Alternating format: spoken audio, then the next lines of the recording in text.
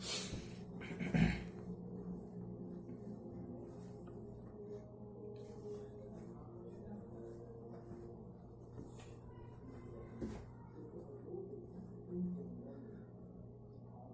Students, आज हम लोग रेंज निकालने का काम करेंगे। ठीक है, हम लोग रेंज सीखेंगे।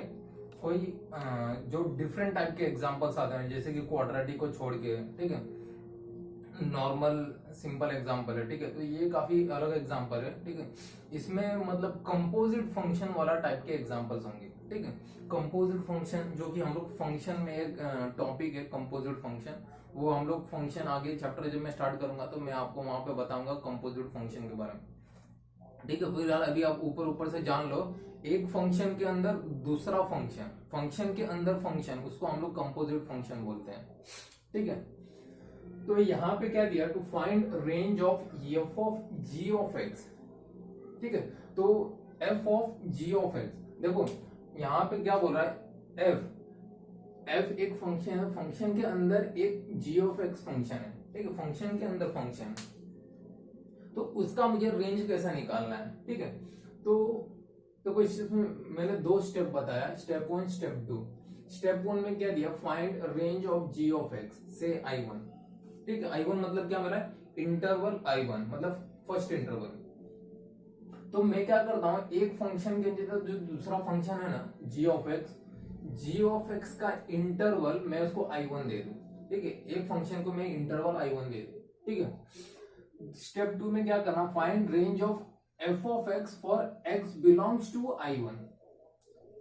अब जो एफ ऑफ एक्स है, ये जी ऑफ एक्स क्या है, इसको एक्स बोला गया है। ठीक है, तो वो जो x belongs two interval I1 है, ठीक है, जो x की वैल्यूज है वो हम x belongs to I1 interval देते हैं। ठीक है, obtain interval will be the required answer. जो हमारा ऑब्टेन इंटरवल होगा वो हमारा आंसर होगा। ठीक है, सिर्फ दो स्टेप है, ज्यादा नहीं है। ठीक है, तो यहां पे देखो, ये मेरा पहला क्वेश्चन, पहले क्वेश्चन में क्या दिया है, find range of e raise to fractional part of x। ठीक है, तो यहां पे देखो इसका सोल्यूशन, तो हम लोग क्या करेंगे, जो पावर में है, पावर वाला टर्म है उसको पहले सॉल्व करते हैं।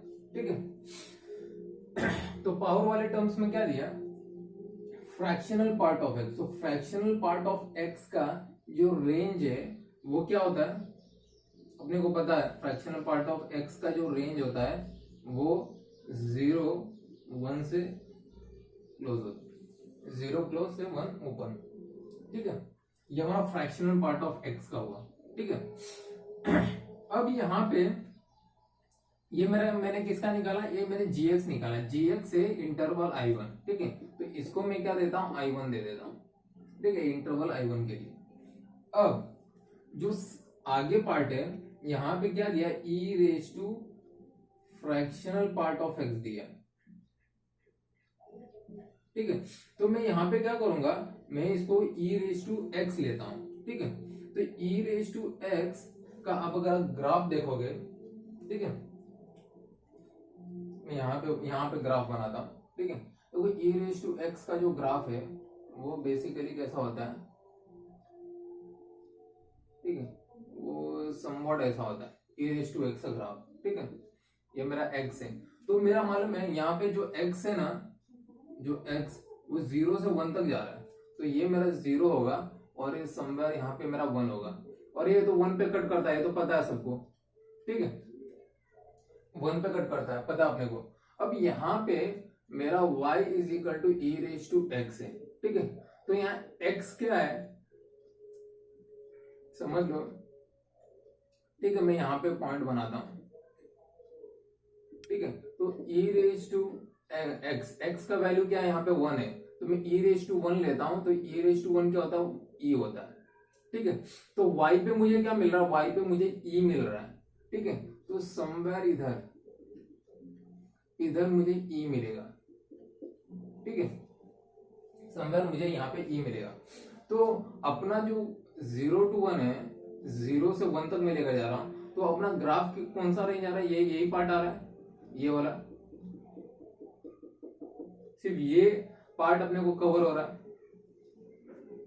ठीक है, अपने को यही पार्ट चाहिए क्योंकि ठीक है, तो 0 से 1 के बीच में अपने को यही पार्ट अपने को रिक्वायर्ड पार्ट होता है, ठीक है। तो अगर इसका रेंज आपको निकालना है तो यहाँ पे मैं देखो 0 e रेज टू एक्स का क्या हो जाएगा, e रेज टू एक्स को भी अगर आप लिखना चाहोगे तो इट विल बी यहाँ पे 0 से 1, ठीक है। ये हमने किया। अभी आगे अगर आपको इसमें y e raise to fractional part of x जो दिया है, ठीक है, y is equal to e raise to x आपको फ्रैक्शनल पार्ट ऑफ x दिया है,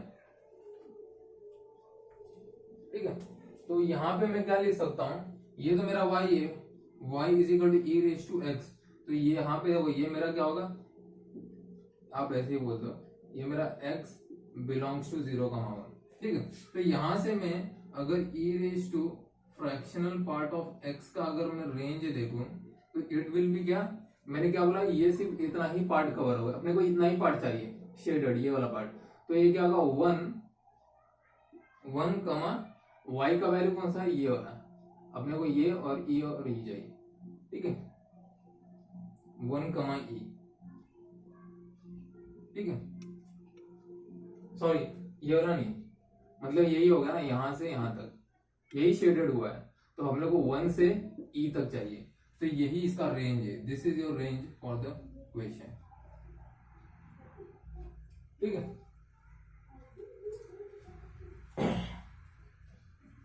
अब सेकंड क्वेश्चन में जाते हैं। सेकंड क्वेश्चन में क्या दिया, सेकंड क्वेश्चन में दिया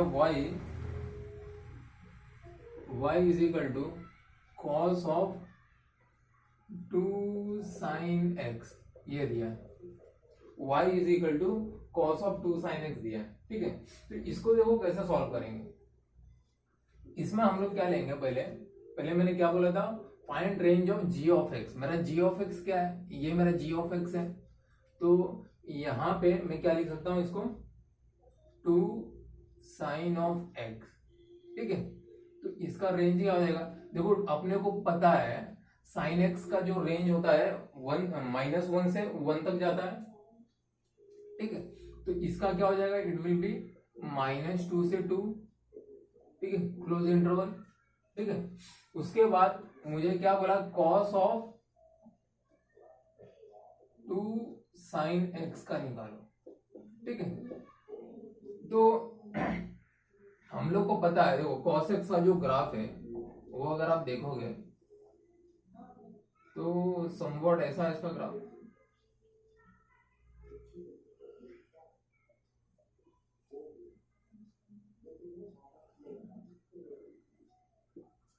ठीक है, समवेट इसका ऐसा ग्राफ है, यहाँ पे देखो ये मेरा 0 है, ठीक है, और ये मेरा 1 है, ठीक है, और ये मेरा π/2, ये मेरा π/2 है, ठीक है। तो यहाँ पे अगर आप इसका ग्राफ में अगर आप कट करोगे एक्सिस में, ठीक है, तो यहां पे मुझे देखो ये वाले पॉइंट पे π/2 मतलब क्या हो गया, यहाँ 3.14 मतलब देखो ये मेरा पाई होगा, यहां पे पाई मिलेगा और ये पाई मिलेगा, ठीक है। तो π/4 मतलब 1 ठीक है, तो यहाँ पे मुझे -2 और 2 है, ठीक है, -2 और 2 है, ठीक है। तो यहाँ पे ये मेरा क्या 1.57 है और ये मेरा 3.14 है, तो मेरे को -2 किधर मिलेगा, -2 समवेयर इधर ही मिलेगा, माइनस है, ठीक है, -5, तो यहाँ पे मुझे मालूम है यहाँ पे -2 मिलेगा, ठीक है, और यहाँ पे अब मेरे को 2 मिलेगा, ठीक है, ये 1.7 समथिंग है, तो यहाँ पे मुझे 2 मिलेगा, ठीक है, ओके। तो अगर आप इसका ग्राफ अगर आप देखोगे तो यहाँ पे मुझे ये वाला जो पार्ट है ना, दिस वन, अपने को यही पार्ट, हम लोग को यही पार्ट चाहिए, ठीक है, -π/2 से π/2 तक के लिए, ठीक है। तो यहाँ पे अगर टू का मैं पोर्शन अगर बनाऊं, ठीक है, तो ये पूरा नहीं हुआ है क्योंकि अपने को -2 चाहिए ना। तो ये देखो ये वाला भी बनेगा, यहाँ पे आएगा, और ये जो 2 है ना, 2 भी कट होके इधर पे आएगा, ठीक है। अब इसको हम लोग ज्वाइन कर देते हैं। तो अभी मुझे क्या है, मेरा जो इंटरवल है -2 से 2 तक गया, तो ये भी पार्ट आएगा ना फिर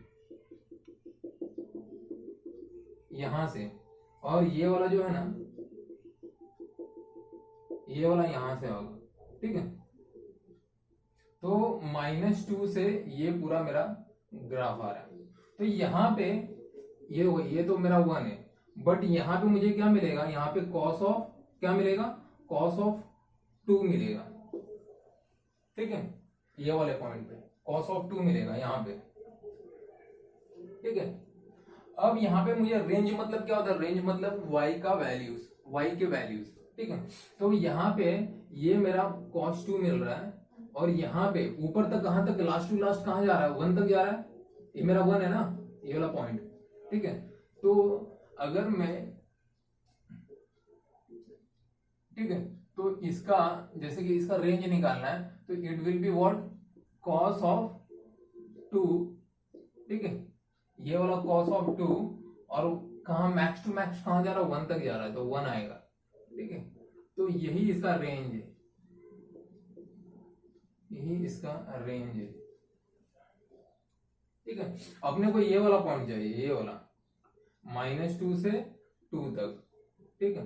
तो यहां तक मैं लिखूंगा, तो y पे मुझे क्या मिला, y पे मुझे cos ऑफ 2 मिल रहा है, और मैक्सिमम 2 कहां तक जा रहा है, 1 तक जा रहा है, ठीक है। तो इसका रेंज होगा cos ऑफ 2 से 1 तक, ठीक है। तो ये इसका आंसर है, और वहां पे इसका आंसर ये वाला है, ठीक है। 2 एग्जाम्पल हम लोग ने किया, ठीक है। सो आई होप आपको ये सोल्यूशन समझ में आया, ठीक है, जो भी हम लोग ने आज सिखाया, ठीक है। तो आगे लेक्चर में हम लोग और भी, मतलब अभी रेंज खत्म होने का हो गया, इसके बाद हम लोग फंक्शन स्टार्ट करेंगे, ठीक है, फंक्शन चैप्टर, ठीक है। Function is a very complex chapter, ठीक है। आपको उसको अच्छे से आपको बेसिक समझ में आना होगा, ठीक है। तो आज के लिए सिर्फ इतना है, थैंक यू।